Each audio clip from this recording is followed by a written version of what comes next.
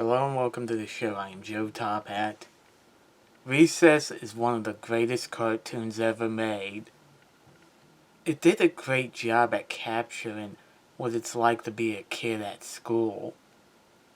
It was a cartoon I watched a lot just before going off to school, and it's one I like to revisit from time to time. In today's video, I'm going to honor Recess by counting down its top 10 best episodes. Spoiler warning. Let's begin. Number 10. Officer Mikey. The safety rangers gave a presentation in class one day. Mikey is so impressed by them, he decides he wants to be a safety ranger. The only problem is, Captain Brad won't let him join. Now it's up to his friends to try to help Mikey get his dream job. This episode shows how much the gang values their friendship with Mikey. It was sweet how they were willing to do whatever it takes to get him on the safety rangers. Everyone they turned to wanted something in return. The two rangers wanted to sing the national anthem over the PA. Menlo wanted to carry Ashley A's books. Ashley A wanted her diary back from her sister Brittany. Brittany wanted to sit on King Bob's throne, and King Bob wanted a true friend. I love how this episode shows that to get what you want, you often have to pull a ton of strings. The funniest part is the ending, where Mikey quit on the first day, meaning everything they did was for nothing. Number 9. The biggest trouble ever. The statue of Thaddeus T. Ferd III has been brought back to 3rd Street School. The friends decide to climb it before the ceremony. Only the workers hadn't bolted it down yet, and the statue falls over, getting destroyed in the process. The friends want to explain their side of the story and apologize. Only the news media, Miss Finster, Principal Prickly, and the mayor treat them like hardened criminals. Miss Finster even dresses them up in orange jumpsuits and forces them to do community service. This episode teaches us not to be so quick when passing out punishment. TJ and his friends never meant to break the statue. It sounded like their parents were pretty mad about it too, so they were hearing it from them. All they want to do is explain their side and apologize. Only everyone wants to treat them like hardened criminals when they were just good kids who made a mistake. The best part in the episode is when Thaddeus T. Ferd V, the grandson of Thaddeus T. Ferd III, showed up with some slides of Miss Finster, Principal Prickly, and the mayor playing on the statue. The mayor even tried to break it. Number 8. The Story of Woops. Everybody who watches Recess knows that when a character says this womps, they mean it sucks. TJ made up this word to try to stay out of trouble. Only Miss Finster and Principal Prickly thinks it's a bad word, so they have it banned. The kids all start to use it to overwhelm Principal Prickly. This leads Principal Prickly to call Mr. White, who takes TJ to trial before the superintendent. Making up words is something kids do. This is something that often gets forgotten by grown-ups.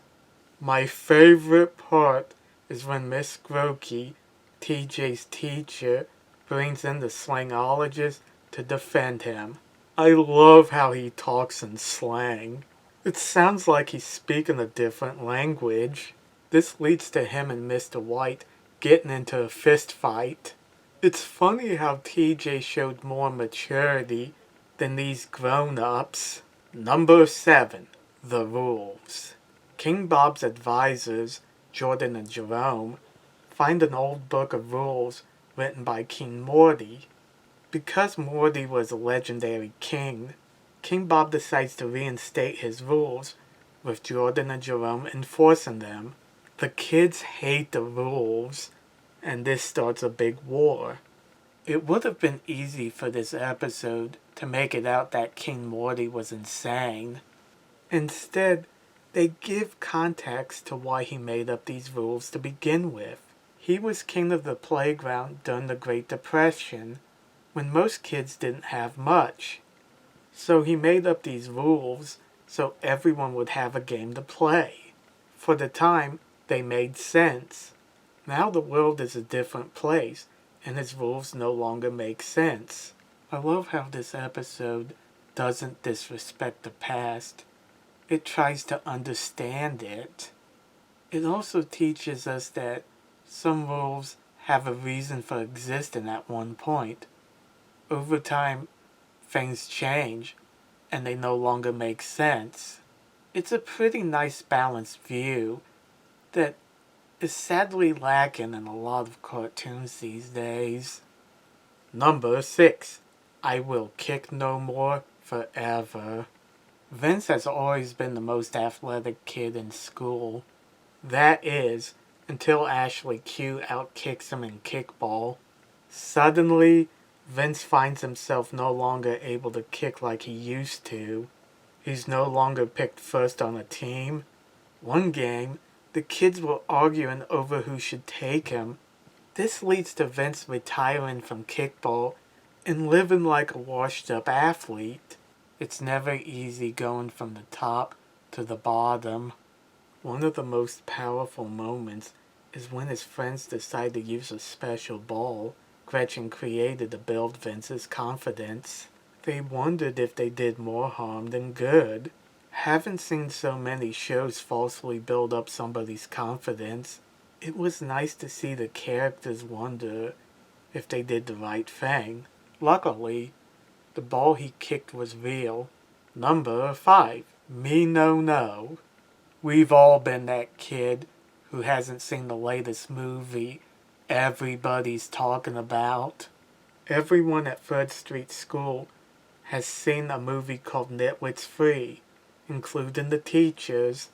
The only person who hasn't seen it yet is Vince. His parents won't let him see it because they don't want him constantly quoting the movie. Problem is, everyone in school is always quoting from it, and Vince feels left out. I have been in Vince's shoes plenty of times growing up, and it's never fun. Vince does get to see the movie, though he disobeyed his parents and lied to his mom to see it. I loved how he didn't care that he got grounded until he got to school. He learned the hard way that what is popular one week is passé the next. Number 4. Gretchen and the Secret of Yo. Gretchen is trying to find a sport she can be good at.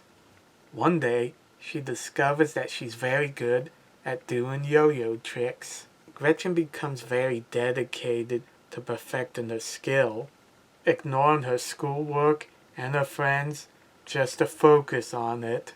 Gretchen becomes so good that she is able to win a yo-yo competition. What makes this episode work is Gretchen's relationship with her trainer, Tommy Tate. My favorite part was after Gretchen decides to retire from competitive yo-yoing. She asked her trainer, Mr. Tate, if he thought she was a quitter. Turns out, he thought she made the right decision. He tells her that after he decided to retire, he didn't have any friends to go back to. It's kind of depressing to think that Mr. Tate's ambition to be the best cost him his friends. It's good to try to be the best in your field, but it's also good to remember that there are some things more important. Number 3. Big Brother Chad. Everyone at 3rd Street School is excited that Vince's older brother Chad will be coming by the school. Everyone has fond memories of Chad and how nice he was to them when they were younger. Everyone, including Vince, thinks Chad is the coolest guy in the world. Turns out, Chad is a nerd. This episode deals with how our perception changes as we get older. Everyone liked Chad and thought he was cool because he's an older kid talking to them.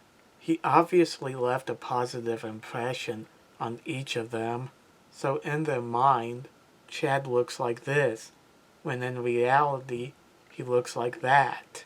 Vince has a hard time accepting the fact that his brother is a geek, though after Chad takes down the bully by threatening to stop helping him with his math homework, Vince learns that, in his own way, Chad is pretty cool. Number 2. Here comes Mr. Perfect. A new kid named Jared arrives at 3rd Street. He's a nice, friendly kid. There is only one problem. He is good at everything. Jared is so good that the other kids begin to hate him. They hate him so much that the kids decide to not allow Jared to play with them. Basically, a school-wide lockout. Here comes Mr. Perfect. Shows the downside of being good at everything. Everybody resents you for it. Jared never tried to show up anyone. In fact, throughout the episode, he tries to hide how good he is. It's the other kids that force him to reveal how good he is at everything. Then everybody hates him for it.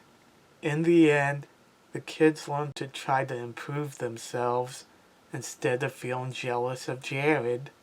Number 1. The Dude. There's a new student teacher in Miss Grokey's class, Franklin Dudikoff. Franklin Dudikoff was basically the T.J. Duttweiler of his day, only his pranks were bigger. Franklin was known as the Dude. TJ and the kids admire Franklin's antics and try to ask him questions about it during class. To Franklin's credit, he tries to keep the class focused on the lesson until somebody asked him about the pranks he pulled on Miss Fenster. Now Franklin starts to act as he did as a kid. There's a lot of themes covered in this episode. The first is how sometimes it's hard to live down a reputation. The kids in Miss Fenster only saw Franklin as the Dude. The second is how people are often more complex than what we think they are. Miss Grokey was able to look past Franklin's reputation as the Dude and see that he could be a great teacher. Franklin may have been the cool guy, but he is also the brainy guy. It's only after he combined the best of both sides that he was able to succeed as a teacher. Thanks for watching. Let me know in the comment section some episodes you guys like that didn't make the list. And don't forget to like and subscribe. See you later.